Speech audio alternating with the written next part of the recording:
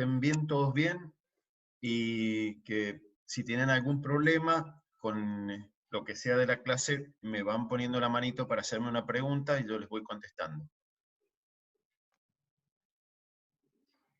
¿Somos pocos? Sí, ahí somos unos 20 personas hasta ahora. No sé por qué no los estoy viendo todos. 22. Ajá. Bueno, vamos a hablar en esta ley, que es la ley de los derechos del paciente, en donde está la historia clínica y dice cómo tiene que decir, cómo tiene que ser escrita esta historia clínica, ya sea una historia clínica médica o una historia clínica kinésica.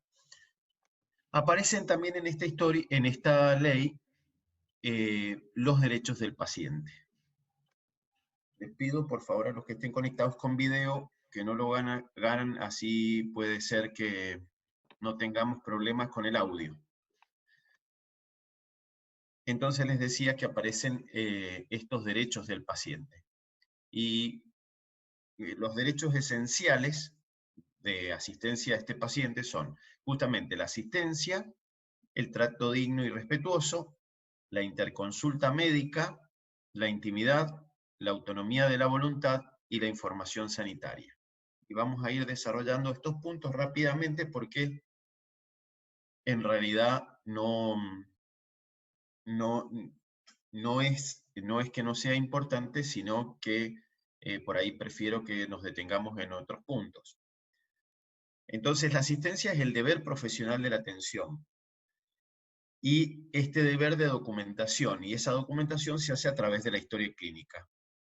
En esta documentación, que es la historia clínica, deben aparecer también las derivaciones o interconsultas que pidamos a otros profesionales. Por ejemplo, en el caso de los médicos, que lo derivemos al kinesiólogo, y en el caso del kinesiólogo, que lo derivemos para, en el caso del kinesiólogo, que en algún momento le diga, mire, necesito que vaya al médico para que vea, no sé, un estudio, para que le pida determinado estudio. Es decir, a esta asistencia no se puede negar por reglamentos administrativos institucionales, porque aunque esto sucede a menudo, cuando un paciente va a una clínica y no pertenece a esa clínica, inmediatamente le dicen, no, usted no es afiliado de acá. Bueno, no debería por la ley, y tampoco por órdenes superiores.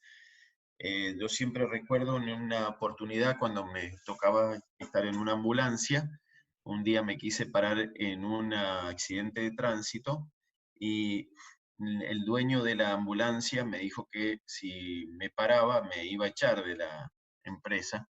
Y yo dije, bueno, primero está mi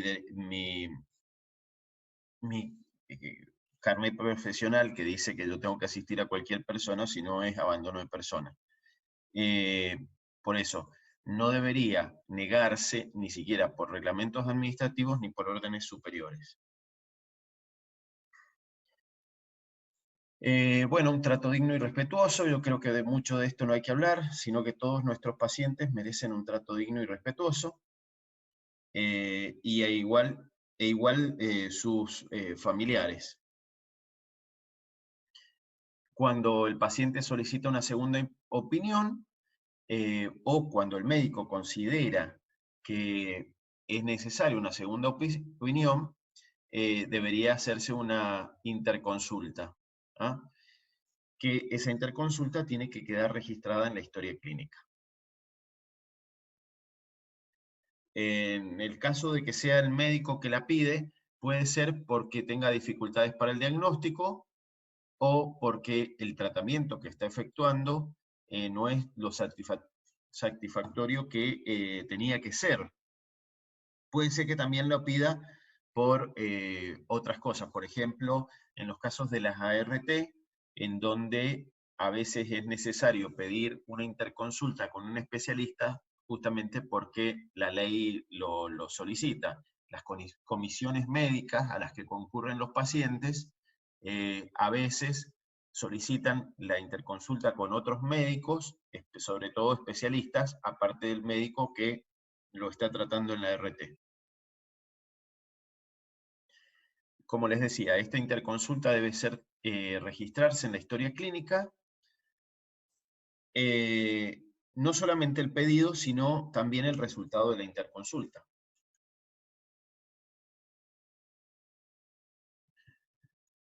Con respecto a la intimidad del paciente, deben ser los datos personales del paciente tienen que guardar intimidad, sobre todo aquellos que son muy sensibles. Por ejemplo, el diagnóstico de SIDA no se anota como HIV positivo, sino que se anota con unas siglas. O, por ejemplo, en el caso de los abusos sexuales en menores, tampoco se anota como abuso sexual, sino como generalmente se pone GARS 4.1, 4.2, es decir, son siglas que indican grupos de alto riesgo.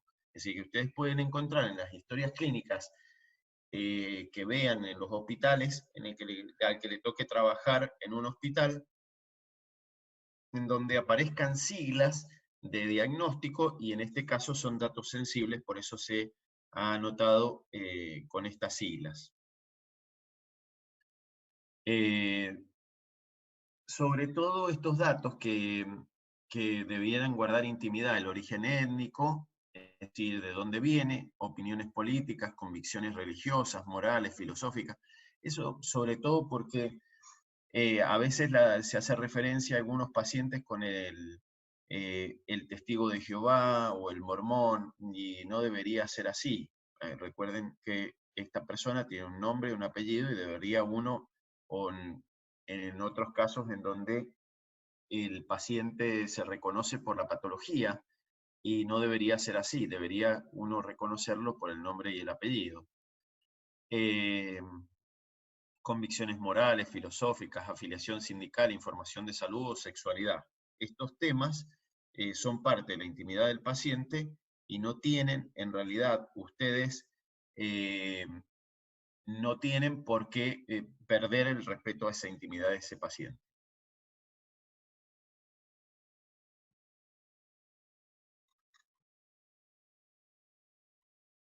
Bueno, con respecto a la confidencialidad, hay excepciones, las que determina la ley. En el caso de que la ley pregunte el diagnóstico de la patología, por supuesto, tienen que dárselo, porque a veces la ley no entiende estos códigos, ¿sí? O por una razón de salud pública. Queremos saber, por ejemplo, la cantidad de pacientes con HIV positivo, ¿sí? Entonces, para la salud pública es importante que ustedes conozcan conocer, perdón, el diagnóstico certero de esta cantidad de casos de HIV positivo. Y por eso van a pasar la información. Esta información, por supuesto, es información sin nombre, sino de cantidad de casos, que es lo que le interesa a la salud pública.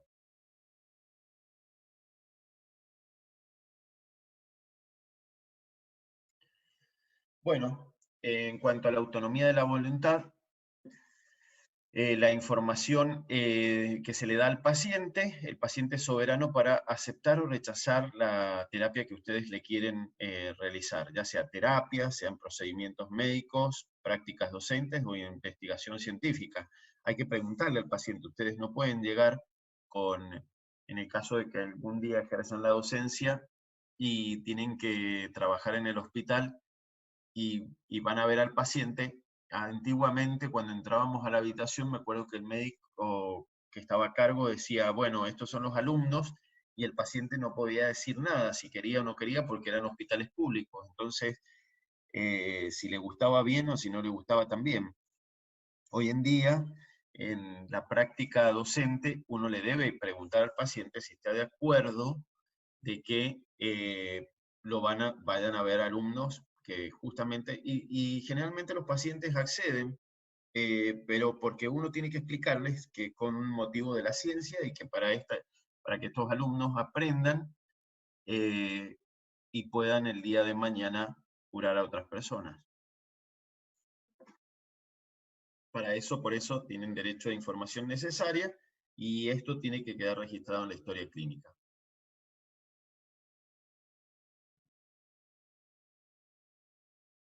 Eh, Acá sucede que generalmente en esto de la autonomía de la voluntad, en el caso de procedimientos médicos, aparecen las edades, hasta cuándo un niño es capaz de decidir si quiere que le hagan un tratamiento o no.